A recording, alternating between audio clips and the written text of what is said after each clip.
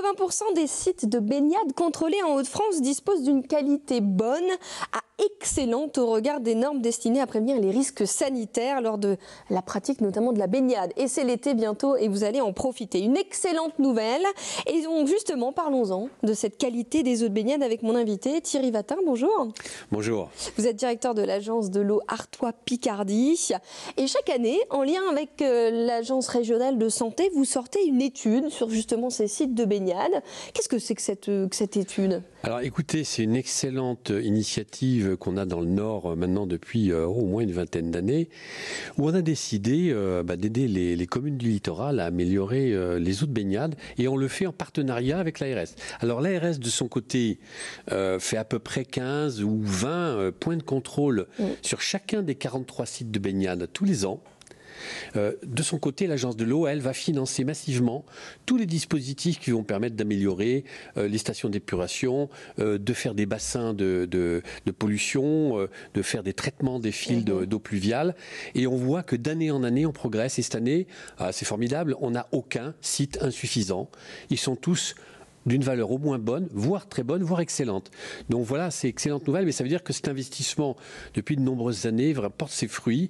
Et effectivement, maintenant, les élus sont très attentifs à ça, parce que c'est quand même très important, enfin, pour les touristes et pour les baigneurs. Voilà. Pour les baigneurs de la région, qui en profitent évidemment, et peut-être même dès le week-end. Là, en ce moment, on a du beau temps.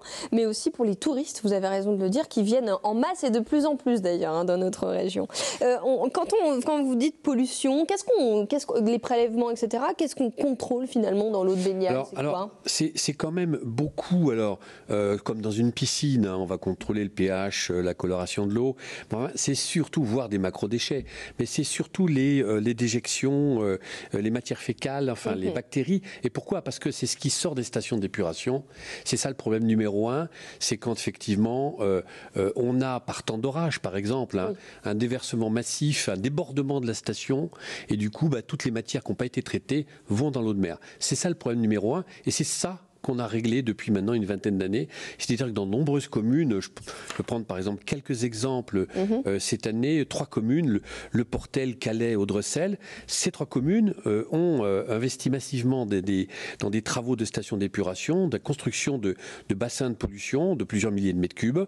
Et nous, l'agence de l'eau, en général, on est là pour les aider, au moins 30-40% de subventions.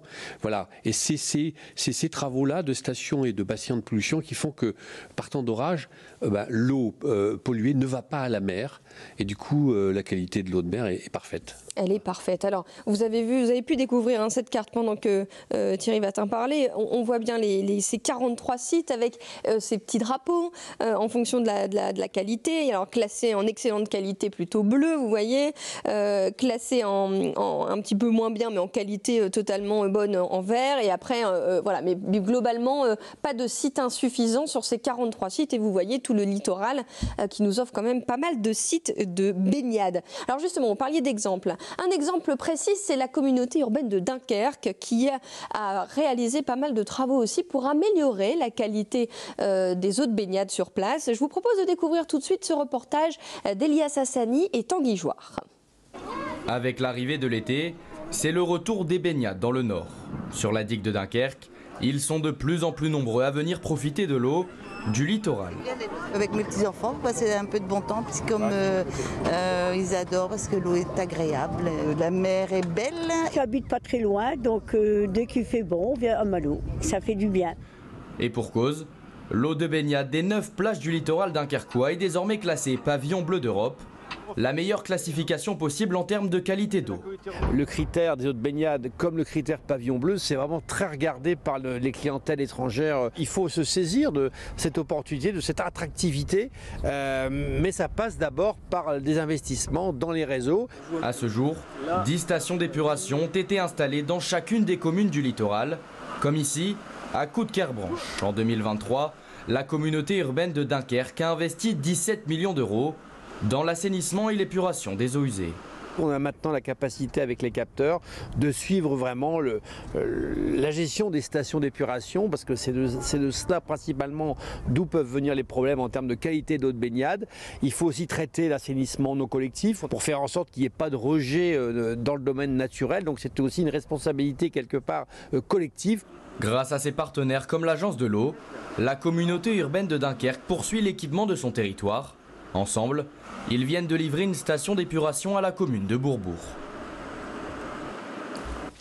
Et voilà, pour cet exemple à Dunkerque, un bon exemple. Ils ont amélioré la qualité des eaux de baignade sur toutes leurs plages, d'ailleurs. C'est vraiment probant. Oui, alors voilà, ça c'est de l'investissement vraiment dans la durée et on le fait sur toutes les communes du littoral. Mais puis aussi en termes de gestion, alors on a mis en place avec les collectivités ce qu'on appelle la gestion active, c'est-à-dire que malgré tout il peut y avoir toujours un incident et là les communes rentrent dans une gestion active, c'est-à-dire que dès qu'ils ont l'information qu'il pourrait y avoir un incident, alors ils interdisent pendant un court moment la zone de baignade, le temps de baignade. Il y a beaucoup de communes qui font ça, et donc il n'y a maintenant plus aucun risque, je vais dire, pour les gens qui se baignent, de se retrouver dans des eaux polluées. C'est ce fameux drapeau violet qu'on voit apparaître sur les plages. Il faut vraiment, le drapeau violet, c'est pollution finalement qui ne permet pas la baignade. Voilà, donc gestion active, on va interdire la baignade pendant quelques heures, et du coup ça garantit la qualité de l'eau de baignade. Très bien. On a parfois l'impression d'être un peu loin du littoral quand on est à Maubeuge, quand on est à Amiens ou quand on est à Arras ou même Lille. Pour autant, tout est lié. C'est important de le rappeler, ça. Ça veut dire que ce que je fais ici ou ce que nous faisons tous contribue ou non à la qualité des eaux de baignade. Oui, alors je ne sais pas si certains ont déjà vu cette image où on voit un avaloir dans un caniveau dans une rue et on dit la mer commence ici.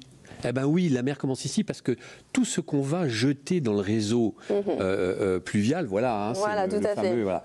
Eh bien forcément, tous ces tuyaux renvoient de l'eau, tous des déchets, si on déverse des déchets, c'est renvoyé dans les réseaux vont à la rivière et tout ça va à la mer. Donc en fait, il y a vraiment une solidarité, je pense, à avoir, plus globalement en termes d'environnement, mais surtout ne pas jeter de déchets dans le caniveau et en particulier dans le réseau d'eau pluviale. C'est une catastrophe, quoi. Alors voilà, on le voit plus beaucoup, mais enfin, c'est bien de le rappeler. C'est très bien de le rappeler, en effet. On parlera dans un instant notamment aussi des éco-gestes, c'est important. On peut aussi faire des gestes qui préservent l'eau sur notamment les plages, sur vos lieux de baignade. Avant cela, nous sommes allés interroger les habitants de notre région sur justement leurs habitudes. Est-ce qu'ils prennent soin de l'eau? Est-ce qu'ils ont conscience en tout cas que c'est une richesse à préserver? Je vous propose de tout de suite découvrir leurs réactions au micro de Elias Hassani. C'est important parce que l'eau c'est quand même une richesse et sans eau on ne pourrait pas vivre. Donc c'est tout un système, la culture, les besoins de tous les jours. L'économie d'eau, on fait attention. Très très important en ce moment, oui. La voiture, je vais au lavomatique, les douches, quand je prends une douche, je l'arrête, je la remets. Pour les dents, c'est pareil. Une douche très, très courte. On l'arrête. Oui, laver les dents, on arrête l'eau. Je récupère l'eau de pluie pour le jardin, les plantes. On ne tire plus la chasse d'eau à chaque fois, on évite. On prend une petite bassine pour laver les légumes, comme ça on ne jette plus l'eau n'importe où, on la jette sur le jardin. Garder l'eau pour le lendemain, on fait ça par soi-même. Déjà pour nos économies, quoi. C'est vrai que si chacun fait un petit peu attention, ça serait bien. Pour la génération future. C'est ça, ouais, surtout ça. Alors, je vous entendais Thierry Vatin pendant ce reportage. Ils sont parfaits. C'est vrai qu'on a envie de distribuer des bons points quand on entend tout ça. Ça fait extrêmement plaisir parce que voilà, la prise de conscience du citoyen sur l'enjeu de la qualité de l'eau, ça me fait vraiment très très plaisir. Je trouve qu'on progresse beaucoup, que la conscience de l'eau est en train de progresser. Ça fait très plaisir. Voilà. Sur les éco-gestes, juste alors au bord de l'eau, enfin on a parlé de très loin, mais au bord de l'eau, il y a aussi des éco-gestes. Bon, bien sûr, pas jeter des déchets sur la plage, mais les crèmes solaires. Attention, on va prendre des crèmes solaires. Ça va dans l'eau, c'est des micropolluants. Donc, on a le droit de se mettre de la crème solaire, mais prenez bien la choisir. Prenez des crèmes solaires qui n'ont pas d'impact sur l'environnement. Évidemment, attention aux déjections animales sur la plage. Voilà, c'est vraiment une attitude globale. C'est du bon sens, mais finalement, c'est bien de le rappeler. Là, on sait l'été, on s'interroge. Est-ce qu'on va connaître une période de sécheresse? Est-ce qu'on va connaître une période de canicule? Comment vous analysez la situation dans laquelle on est cet été? On peut s'attendre à quoi? Est-ce qu'on va éviter le pire ou pas? Alors, là encore, je dirais, si on est solidaire, on évite le pire. Et c'est très simple, en fait, on sait que nos nappes souterraines sont insuffisamment rechargées. Alors, sauf les littorales, on parle du littoral, sur le littoral ça va, mais dans tout le reste du bassin, les nappes sont plutôt plus bas que l'été dernier. Donc, si maintenant on a un épisode de canicule comme l'été 2022, alors on aura un gros problème de nouveau. Donc, la réaction, c'est très simple, il faut être sobre, économant d'eau, ne pas gaspiller. Et là, chaque citoyen peut faire des gestes très simples et économiser au moins 20% de sa consommation quotidienne.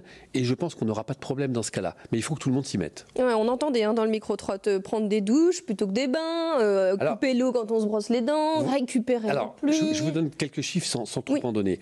La consommation quotidienne d'un habitant, c'est 150 litres d'eau par jour. La douche, c'est la moitié. Oui, donc. Voilà. Donc, si vous prenez une douche de 4 ou 5 minutes au lieu de 10 minutes, vous avez gagné au moins 30 litres d'eau. 30 litres sur 150, ça fait 20% d'économie. Rien que ça. Alors après, vous ajoutez des mousseurs sur vos robinets, vous gagnez 30% à la sortie, etc., etc. Donc je pense qu'un citoyen peut très facilement faire des économies. Bon voilà, 2 petits trucs très simples à mettre en place tout de suite parce qu'il faut que tout le monde s'engage évidemment pour plus quelques briques dans la chasse des cabinets.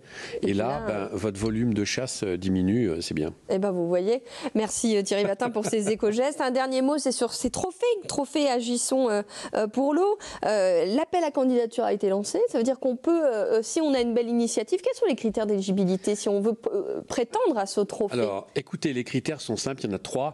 D'abord, il faut que ce soit un acteur du bassin Artois-Picardie. Bon, c'est quand même assez grand. Le deuxième, c'est qu'il faut que ce soit dans le cadre des orientations de notre schéma directeur d'aménagement et de gestion de l'eau. Qualité de l'eau, etc. Et puis après, on veut juste avoir vraiment des attitudes exemplaires, des actions exemplaires, quelles qu'elles soient. Et c'est ce qu'on a fait l'an dernier. On avait une dizaine de candidats à qui on a remis un trophée. C'est important pour reconnaître effectivement l'engagement de collectivités, d'industriels, d'agriculteurs, de particuliers qui ont cette conscience de l'eau. Et je pense qu'il y a encore beaucoup de bons exemples qu'on pourra montrer cette année. N'hésitez surtout pas, en tout cas, si vous êtes porteur d'une belle initiative, à déposer votre dossier à l'agence de l'eau Artois-Picardie. Voilà, jusqu'au 28 juillet 2023. Vous trouvez toutes les infos sur le site de l'agence de l'eau, bien évidemment. Merci beaucoup Thierry Vatin d'avoir été avec nous. Et puis n'oubliez pas, de la sobriété pour préserver l'eau, une richesse extrêmement importante. Passez un bel été. À bientôt. Merci beaucoup.